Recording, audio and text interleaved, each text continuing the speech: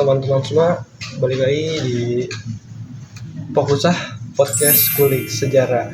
Dan kali ini kita akan bahas sebuah kerajaan Islam, yaitu dinasti Mughal.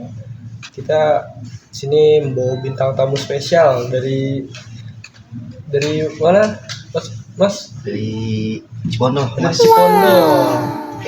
Ya, beliau jauh-jauh datang kemari ingin menyampaikan sebuah materi tentang dinasti Mughal. Sebelumnya boleh perkenalkan diri dulu. Nama saya Fadil Abdullah Maulana. Dan nama saya Ahmad Khairul. Kebetulan kita berdua dari prodi yang sama ya? Iya, Jurnalistik 1C. Nah, jadi saya manggil Fardan aja. Iya, Dan aja. Oke, jadi Dan, kalau yang saya tahu tuh Mughal itu didirikan oleh Zaharuddin Babur. Nah, gimana sih dia bisa awal berdiri tuh? Apa dia mengalahkan kerajaan yang sebelumnya apa gimana? Jadi Zaharuddin Babur itu mendirikan kerajaan Mughal itu pas dia habis ngalahin Kesultanan Delhi. Iya. Jadi dia tahu Kesultanan Delhi udah mulai melemah. Nah, dia itu kan Kesultanan Delhi, habis itu dia ngejadiin Delhi sebagai ibu kotanya. Oh, jadi langsung habis itu Delhi itu langsung jadikan sebagai ibu kota pada tahun 1526. Itu berarti awal berdirinya tuh 1526. Awal berdirinya. Yang dipimpin oleh Zaharuddin Babur. Nah, pada saat kepemimpinan itu ada peran-peran penting ya sih, Mas? Yang dilakukan yang dihasilkan oleh Zaharuddin Babur itu. Peran Zaharuddin Babur itu yang pertama, yang paling penting ya, mendirikan kerajaan itu sendiri.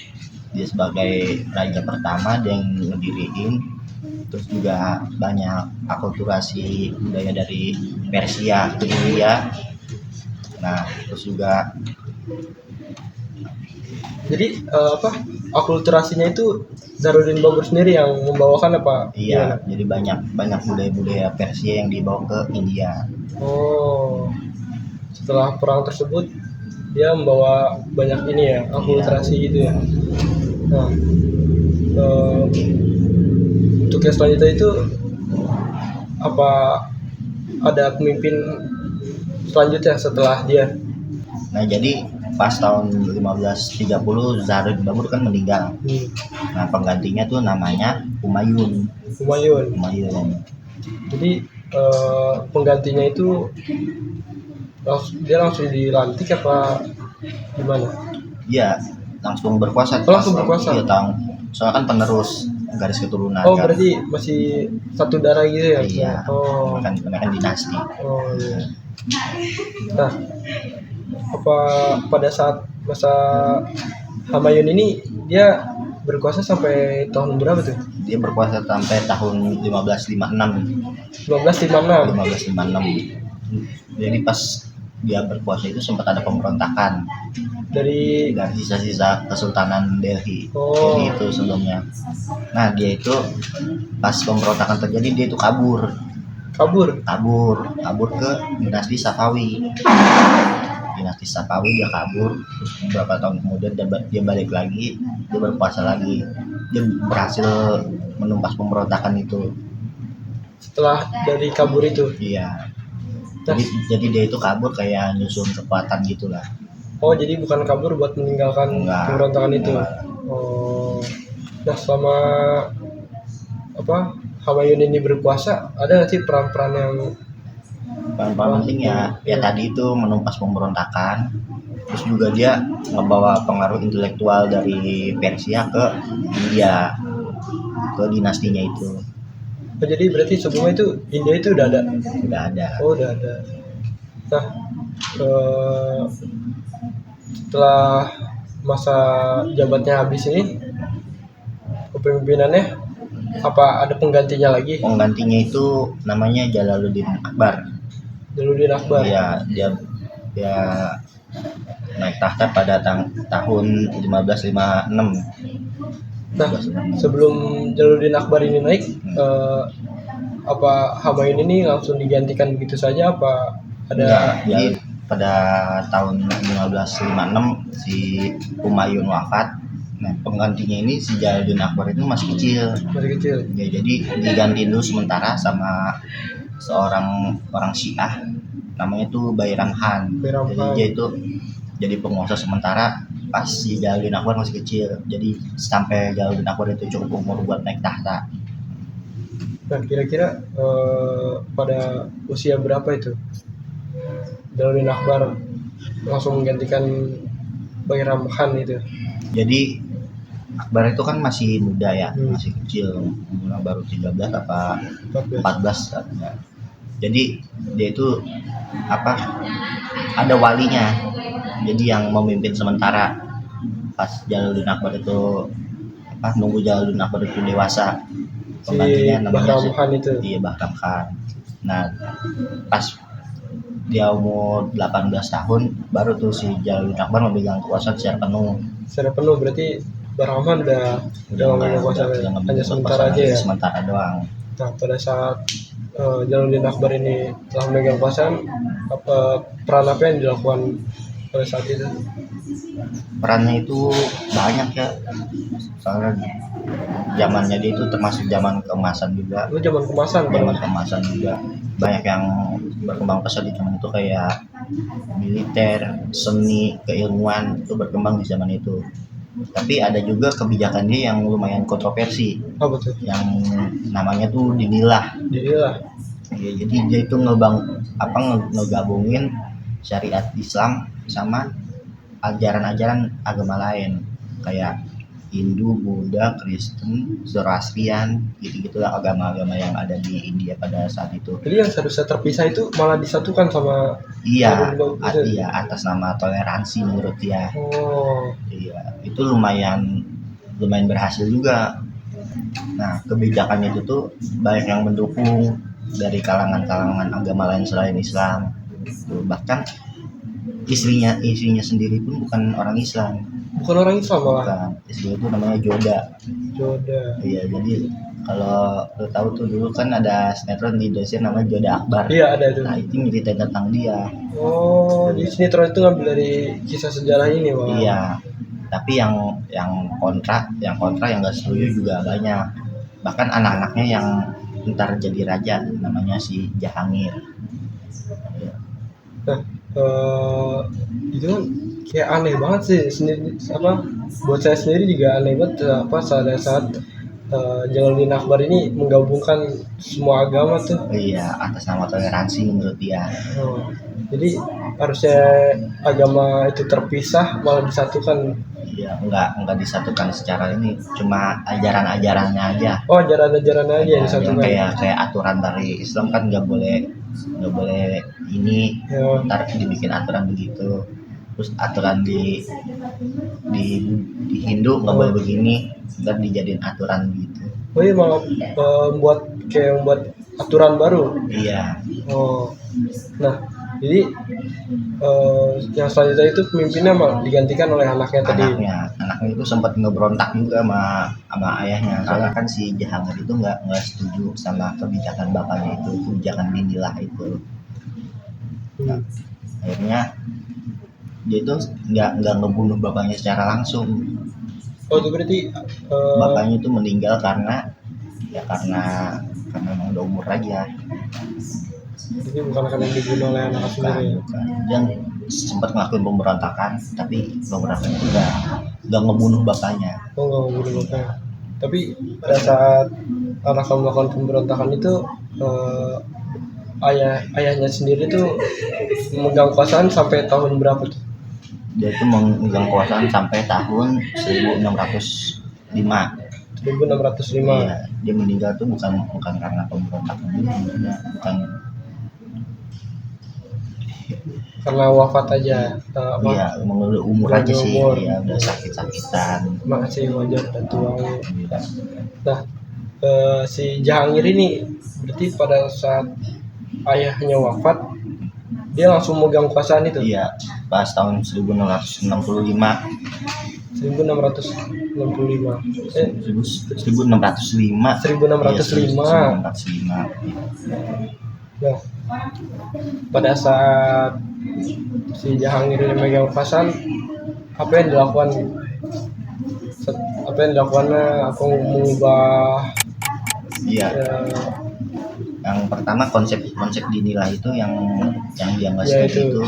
itu udah nggak diberlakuin lagi Udah nggak sama dia, dilakukan udah nggak lagi. diberlakuin karena kan emang dia dari awal itu dia udah nggak setuju. Dia udah nggak setuju sama konsep dinilai. Juga apa kerajaan lumayan berkembang juga pada masa itu kan ya, kayak kayak seni lukis yang berkembang, terus juga hubungan diplomatik ke kerajaan-kerajaan Timur Tengah, ke kerajaan-kerajaan di Asia gitu. Jadi apa ada yang tidak suka dengan setelah dihapusnya apa apa tadi itu Dinilai dinilah itu? ya, Nah, ya tentunya itu tapi berarti selama pemerintahan Jahangir ini apa dia banyak ini ya berperan besar ya. dia lumayan berkontribusi juga dia buat perkembangan kerajaan Mughal. Dan untuk yang setelah itu dia digantikan oleh siapa nih? Dia itu digantikan oleh kan dia meninggal pada tahun 627. Oh, Nah, dia digantikan oleh Shah Jahan. Shahjahan. Shah Jahan. Oh, berarti ini apa dinasti ini berarti penggantinya itu masih keluarga sendiri ya? Iya. Nah, jadi penggantinya itu apa menunggu orang apa sebelumnya itu wafat kan? Iya. Nggak bisa langsung digantikan gitu aja ya? Bukan presiden ini. Oh, Iya. beda ya? Beda. Nah, siapa tuh yang menggantikan selanjutnya tuh? Namanya tuh Shah Jahan. Dia tuh naik tahta pada tahun 628. Anak kasih Jahangir. Iya. Oh, Nah, dia tuh lumayan maju juga di eranya dia, kayak arsitektur yang maju di era dia. Kalau kalau lu tahu Taj Mahal, oh tahu Taj nah Mahal. Taj Mahal itu dibangun sama Shah Jahan. Dia ngebangun Taj Mahal itu buat mengenang istrinya yang udah meninggal. So sweet banget ya. Iya, terus juga banyak bangunan-bangunan yang dia bangun tuh kayak Benteng Merah, Bintang merah. terus juga Masjid Jamak, terus kota Shahjahanabad tuh dia bangun. Tapi saya jujur terkesan banget sih sama bangunan Taj Mahal itu. Dia emang Ya gimana ya, megah banget loh. Ya, megah. Itu dibangun atas nama cinta. atas nama cinta. Iya, keren banget. Tuh atas nama cinta dibangunnya. Nah, Mas Fardan ini pernah ke Taj Mahal? Pernah? Belum pernah. Belum pernah. Iya, belum Oh ya, pernah. nanti saya juga belum pernah ini. Nanti bareng-bareng aja kita berdua. Oke. Nah, lanjut. Kemudian Apa tuh? dia tuh wafat pada tahun 1658. 1658. Iya. Penggantinya itu namanya Aurangzeb. Dan itu masih anaknya sendiri. Iya. Benar-benar turun temurun ya. Namanya kerajaan Oh, iya Mas. sih. Iya.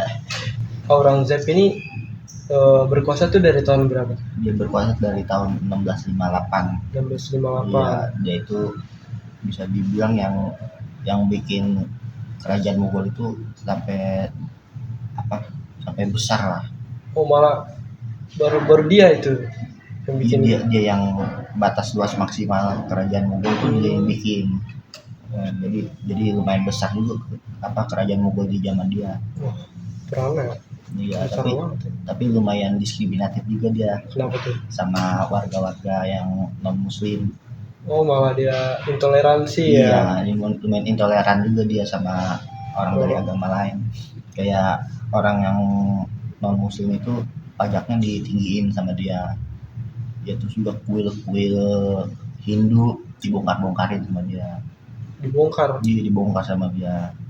Makanya ini juga yang jadi bibit pemberontakan dari orang-orang Hindu mendatang nantinya.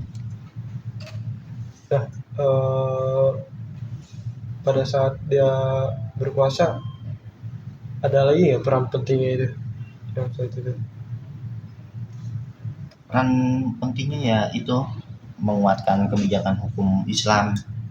Jadi lebih memkuat Islam daripada agama yang lain. Iya, jadi dia itu bisa dibilang lumayan konservatif lah. Jadi kalau dibanding raja-raja sebelumnya yang lebih toleran, Iya. jadi intoleran orangnya. Itu dia, malah dia menyimpang sendiri. Iya. Malah terus juga dia perang yang dia jalankan ini bikin kerajaan itu tambah miskin. Malah tambah miskin. Iya, tambah miskin. Akhirnya pas setelah dia pengganti setelah dia itu kerajaan itu mulai melemah.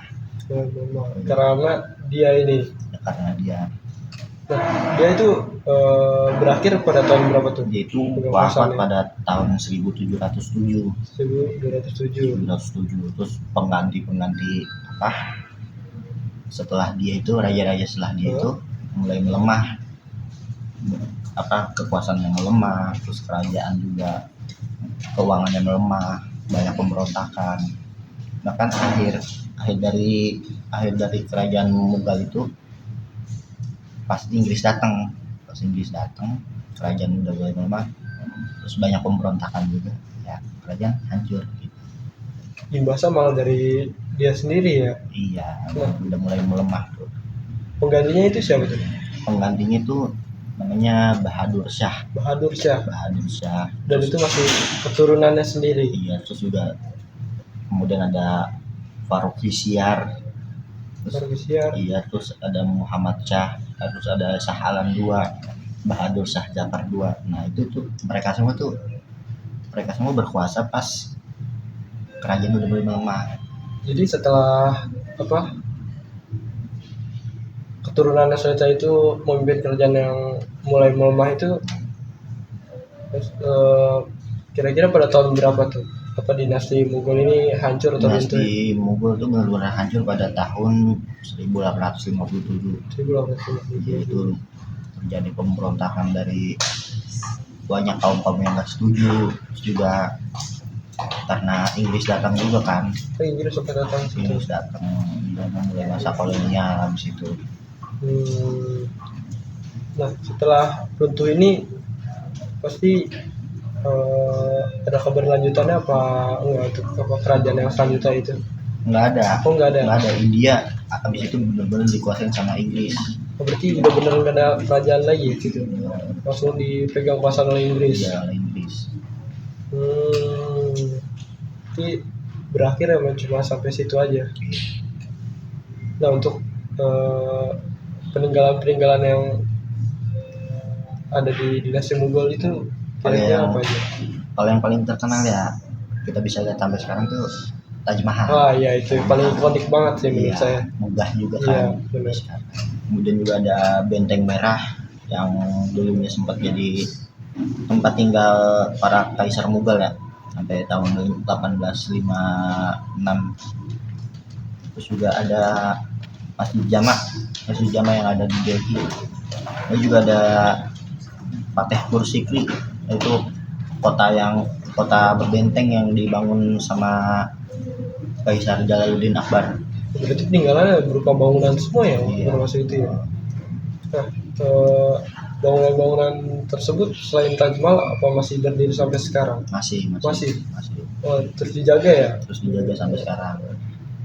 Jadi podcast kali ini kita membahas sebuah dinasti Mughal merupakan kerajaan Islam yang telah berdiri selama 300 tahun.